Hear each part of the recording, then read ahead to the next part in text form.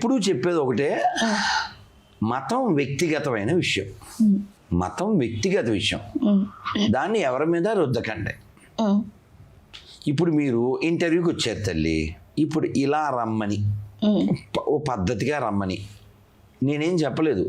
మీ ఇంగిత జ్ఞానం పనిచేసింది, అవునా కదా? ఆ ఇంగిత జ్ఞానంతో జీవించండి. ఈ భూమి మీదకి మనం ఎన్నాళ్ళు క్రితం వచ్చామో, ఎన్నాళ్ళు ఉంటామో గ్యారంటీ లేదు కదా. కాబట్టి ఎవరి జీవితాన్ని వాళ్ళని జీవించేలా చేయండి.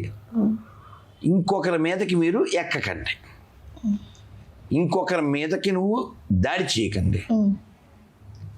నీ పూజ నువ్వు చేసుకున్నట్లుగా నీ నమాజు నువ్వు చేసుకో, నీ ప్రార్థన నువ్వు చేసుకో.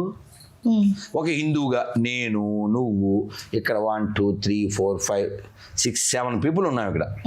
మనం అందరం చెప్పగలం, ఏమని చెప్పగలం? నేను నమ్మిన రాముణ్ణి, నేను నమ్మిన కృష్ణుడిని, నేను నమ్మిన శివుణ్ణి, నేను నమ్మిన అమ్మవారిని. ఇతరులు నమ్మకపోయినా పర్వాలేదు, ఎవరిష్టం వారిది. చెప్పగలవా లేదా? నేను చెప్పగలను, వాడు చెప్పగలడు, అందరూ చెప్పగలం.